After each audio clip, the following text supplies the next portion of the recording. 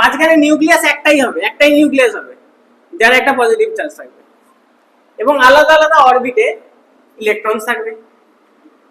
এইটা orbit number 1, এটা orbit number 2, এটা অরবিট নাম্বার 3, এরকম করে সমান অনেক অরবিট থাকতে পারে। তো এক একটা অরবিটে ইলেকট্রন কটা করে থাকতে পারে?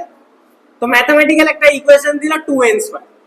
যদি এখানে ইলেকট্রন কমে, এনার্জিটা কমে যায়, তার মানে কোথাও না কোথাও কোনো একটা ইলেকট্রনের এনার্জি বেড়েছে, তবেই না এর কমেছে। তো সঙ্গে সঙ্গে সেখান থেকে রেডিয়েট হয়ে যাবে এখানে।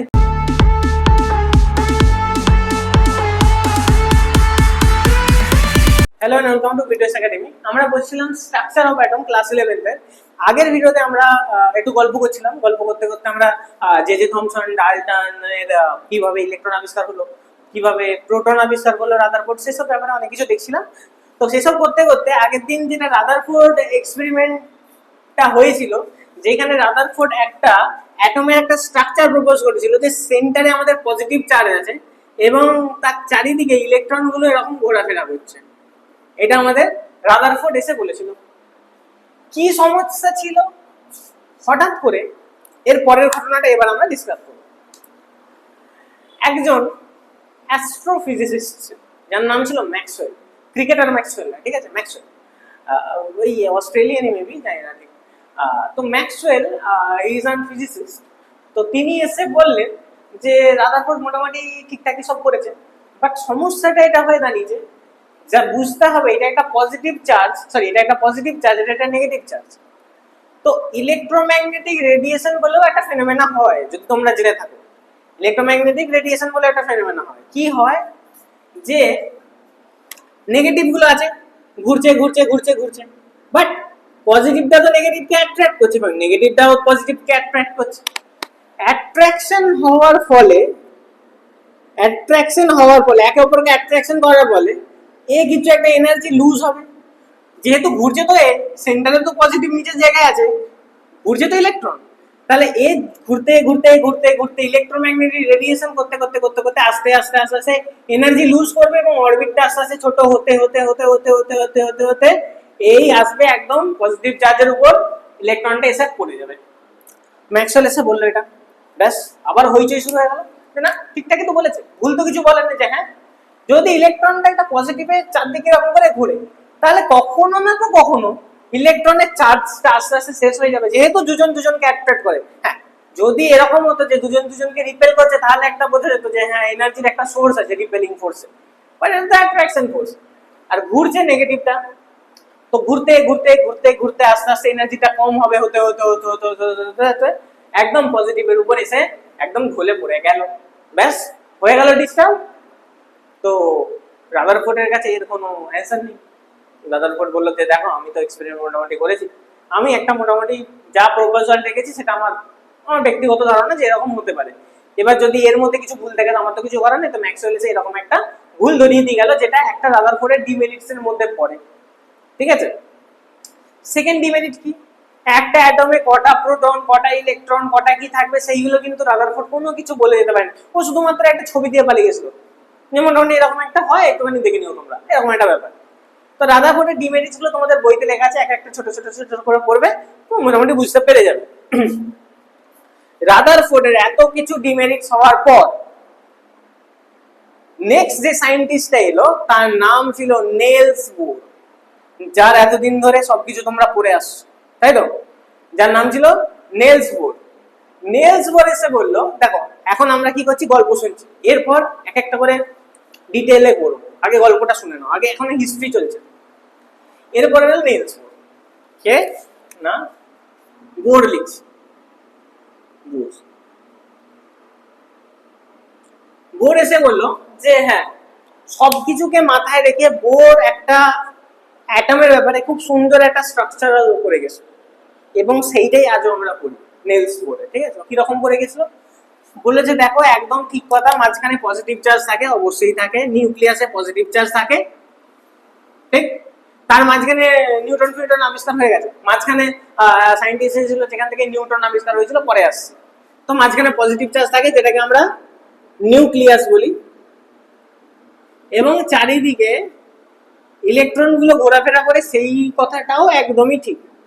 কিন্তু এই কথাটা একদমই ঠিক নয় যে মাত্র একটা অরবিট থাকে, আলাদা আলাদা অরবিট থাকে, আলাদা আলাদা অরবিট থাকে। মাঝখানে নিউক্লিয়াস একটাই হবে, একটাই নিউক্লিয়াস হবে যার একটা পজিটিভ চার্জ থাকবে, এবং আলাদা আলাদা অরবিটে ইলেকট্রন থাকবে। এইটা অরবিট নাম্বার 1, এটা অরবিট নাম্বার 2, এটা অরবিট নাম্বার 3, এরকম করে সমান অনেক অরবিট থাকতে পারে। তো এক একটা অরবিটে ইলেকট্রন কটা করে থাকতে পারে? তো ম্যাথমেটিক্যাল একটা ইকুয়েশন দিল 2n², যেখানে nটা হচ্ছে অরবিট নাম্বার। তো যদি 2n² এ প্রত্যেকটা অরবিটকে ফেলো, যদি ফার্স্ট অরবিটের কথা বলি তাহলে n = 1, তাহলে 2n² এর ভ্যালু বেরোয় 2। তার মানে ফার্স্ট অরবিটে ইলেকট্রন ক্যাপাসিটি দুটো, মানে ফার্স্ট অরবিটে দুটো ইলেকট্রনই থাকতে পারে, এর থেকে বেশি থাকতে পারে না। যদি আমরা সেকেন্ড অরবিটের কথা বলি তাহলে n = 2, তাহলে 2n² এ যদি ফেলো তাহলে বেরোবে 8। তার মানে সেকেন্ড যে অরবিটটা আছে এতে 8টা ইলেকট্রন থাকতে পারে, 1 2 3 4 5 6 7 8, 8টা ইলেকট্রন থাকতে পারে, এর বেশি ইলেকট্রন থাকতে পারবে না। যদি আমি বলি n = 3, তাহলে মানে থার্ড অরবিট, তাহলে 2n² এর ভ্যালু বলে 18। তার মানে 3 নম্বর যে অরবিট, এখানে 18টা ইলেকট্রন থাকতে পারে, ওর বেশি থাকতে পারবে না। সিমিলারলি যদি আমি ফোর্থ অরবিটের কথা বলি তাহলে n = 4, তাহলে 2n² এ যদি ফেলো তাহলে বেরোবে তোমার 32। হ্যাঁ 32ই তো বেরোবে, 4 4 16, 16 দিয়ে 32। তার মানে 4 নম্বর অরবিটে 32টা বেশি ইলেকট্রন থাকতে পারবে না। এবার এইভাবে এইভাবে ইলেকট্রনগুলো একে অপরের মধ্যে ডিস্ট্রিবিউট হতে থাকে।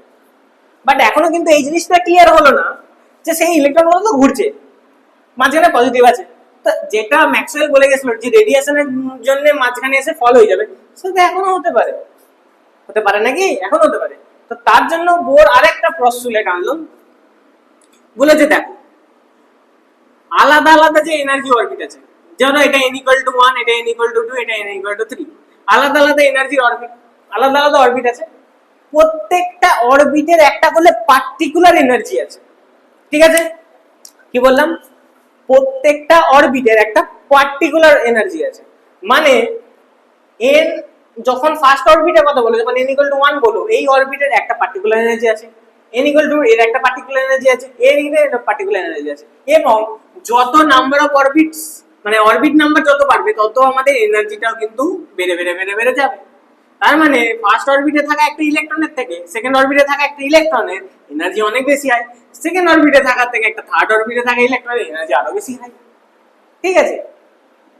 তো এর মধ্যে বলতেটা কি চাইলো? তো বললো যে এনার্জি আলটিমেটলি ইলেকট্রনস এর উপর ডিপেন্ড করে না, এনার্জি আলটিমেটলি কিন্তু অরবিট নাম্বারের উপর ডিপেন্ড করে, যে ইলেকট্রনটা কোন অরবিটে আছে, পার্টিকুলার একটা অরবিটের পার্টিকুলার এনার্জি, সেই অরবিটে যতগুলো ইলেকট্রন থাকবে প্রত্যেকটা ইলেকট্রনের সেম অ্যামাউন্ট অফ এনার্জি থাকবে। কত অ্যামাউন্ট অফ এনার্জি? যত অ্যামাউন্ট অফ এনার্জি একটা অরবিটের আছে। মানে বলছি ধরো একটা অরবিট আছে n = ধরো 2, ধরো এই অরবিটের এনার্জি হচ্ছে x এনার্জি আছে, x জুল এনার্জি আছে, x জুল এনার্জি আছে। তা এই অরবিটে যদি যতগুলো ইলেকট্রন থাকবে ততগুলো এনার্জি কিন্তু x জুল হবে। নিচে ধরো n = 1 আছে, তার মানে এখানে ধরো y জুল আছে, অবশ্যই x টা y এর থেকে বেশি হবে, কারণ এখানে n নাম্বারটা বেশি। এইখানে যতগুলো ইলেকট্রন থাকবে সবার কিন্তু এনার্জি এই y জুল করেই হবে, ঠিক? তো এই যে সিমেট্রিটা ক্রিয়েট হচ্ছে, প্রথম যেখানে কম এনার্জি সেখানে কম ইলেকট্রন, বেশি যত এনার্জি যাচ্ছে তত এনার্জি ইলেকট্রনের সংখ্যা বেড়ে যাচ্ছে, যত আমার হায়ার অরবিটে যাচ্ছে তত আমার কিন্তু এনার্জি গুলো বেশি বেশি বেশি বেশি হয়ে হয়ে যাচ্ছে। এই যে সিমেট্রিটা ক্রিয়েট করেছে, this is responsible that the energy can not be created or not be destroyed. যদি ক্রিয়েশন আর ডিস্ট্রাকশন হয়, একে অপরের মধ্যে শুধু ট্রান্সফার অফ এনার্জি হবে, no creation no destruction, always the energy of an electron is fixed. প্রত্যেক সময় একটা টোটাল সিস্টেমের এনার্জি ফিক্স থাকবে, ক্রিয়েশন হবে ডিস্ট্রাকশন হবে। এবার হঠাৎ করে দেখা গেল যে এই ইলেকট্রনের এনার্জি হঠাৎ করে কমে গেল। যদি এখানে ইলেকট্রন কমে এনার্জিটা কমে যায়, তার মানে কোথাও না কোথাও কোনো একটা ইলেকট্রনের এনার্জি বেড়েছে, তবেই না এর কমেছে। তো সঙ্গে সঙ্গে সেখান থেকে রেডিয়েট হয়ে যাবে। এখানে পার্টিকুলার টোটাল যে অরবিটাল, টোটাল যে সিস্টেম এনার্জি কিন্তু কনস্ট্যান্ট থাকে, ঠিক? এবং এই সিমেট্রিটা যদি তোমরা বজায় রাখো তাহলে কিন্তু কোনো ধরনের ইলেকট্রন মানে কোনো ধরনের এনার্জি কিন্তু লুজ গেইন হবে না, শুধু ট্রান্সফার হবে এবং সেটা সিস্টেমের মধ্যে থাকবে। এবং এই থিওরিটাই রিপেল আউট করে দিচ্ছে ম্যাক্সওয়েল যে থিওরিটা বলে গেছিল যে এরকম করে এনার্জিটা এরকম করে পড়ে যাবে, সেটা এইখানে আর পড়ার কোনো সিস্টেম নেই, কারণ এনার্জি লসই হচ্ছে না, তো পড়বে কি? আলাদা আলাদা আছে, এ লস হলো এ দিয়ে দিল, এ লস হলো এ দিয়ে দিল, এবার লস হচ্ছে কোথাও তো কেন হচ্ছে, তখন তার কাছ থেকে নিয়ে নেবে, সোজা কথা এটাই। বুঝে গেল? তো এইভাবে কিন্তু বোর্ড ফর্মুলেট করে দিয়ে গেছিল, এইটাই ছিল গল্প। ঠিক আছে, এত দূর অব্দি বোঝা গেছে? আচ্ছা, আরেকটা জিনিস বলে দিই, তোমরা এখান থেকে আর একটা কোশ্চেন করতে পারো যে তাহলে স্যার একটা কথা বলো, যদি একটা ইলেকট্রন এনার্জি আস্তে আস্তে আস্তে আস্তে কমে কমে কমে কমে কমে কমে এসে নিউক্লিয়াসে ফল করতে পারে, তাহলে আমাদের পৃথিবীটাও তো স্যার এরকম করে সূর্যের চারদিকে ঘুরছে, তা পৃথিবীর এনার্জি কেন শেষ হচ্ছে না? সবসময় ঘুরেই যাচ্ছে ঘুরেই যাচ্ছে। এবং আমরা ফিজিক্সে ওয়ার্ক ডানে পড়েছিলাম যে যখন কোনো একটা ওয়ার্ক ডান মানে কি, work done equal to F S cos theta, ফিজিক্সের কথা বলছি, এফ এস কস থিটা, তাহলে কস কস থিটা, থিটার ভ্যালু যখন 90 ডিগ্রি হয় সেটা জিরো হয়ে যায়, তখন work done equal to zero. ঠিক, পৃথিবী আর সূর্যের ম্যাটারটা আলাদা। তুমি যদি ভালো করে দেখো, দেখো এদের মধ্যে শুধুমাত্র অ্যাট্রাকশন ছিল, এ কিন্তু বেরিয়ে যেতে চাইছে না, এও একে অ্যাট্রাক্ট করছে, এও একে অ্যাট্রাক্ট করছে, যার রেজাল্ট্যান্টে কিন্তু এরকম করে আসে। রাদারফোর্ড এটা বলতে পারতো যে তাহলে আমাদের পৃথিবী কেন ঘুরছে, সেটাও তো এরকম করে ঘুরছে, তাহলে সে কেন পড়ে যাচ্ছে না, যদি সে না পড়ে যায় তাহলে এরকম ভাবে পড়ে যায়। কেন রাদারফোর্ড কিছু বলতে পারেনি, তার কারণ হচ্ছে যদি তুমি পৃথিবী কেমন করে সানের চারিদিকে আর্থের কম্পারিজন করো, সান মাঝখানে আছে, পৃথিবী চারদিকে ঘুরছে, দেখো পৃথিবীটা বেরিয়ে যেতে চাইছে নিজের অরবিট ছেড়ে, একদম ছিটকে বেরিয়ে যেতে চাইছে, কিন্তু সান তাকে ধরে রেখেছে, মানে এ বেরিয়ে যেতে চাইছে, এও ধরে রেখেছে। রেজাল্ট্যান্ট এখানে একটা 90 ডিগ্রি অ্যাঙ্গেল ক্রিয়েট হচ্ছে, যার জন্য কোনো ওয়ার্ক ডানই হচ্ছে না, ঘুরেই যাচ্ছে ঘুরেই যাচ্ছে ঘুরেই যাচ্ছে ঘুরেই যাচ্ছে। এক কাজ করবে, একটা দড়ি নেবে, আঙুলে বাঁধবে, একটা ঢিল নেবে, এরকম করে ঘোরাবে ঘোরাবে, হঠাৎ করে দড়িটা কেটে দেবে। তুমি যদি ভালো করে ক্যামেরা করতে পারো, দেখবে যেই পয়েন্টে তুমি দড়িটা কেটেছো সেই পয়েন্ট থেকে সেই ঢিলটা একদম সোজা 90 ডিগ্রি অ্যাঙ্গেলেই যাবে, অন্য কোনো অ্যাঙ্গেলে যেতেই পারে না।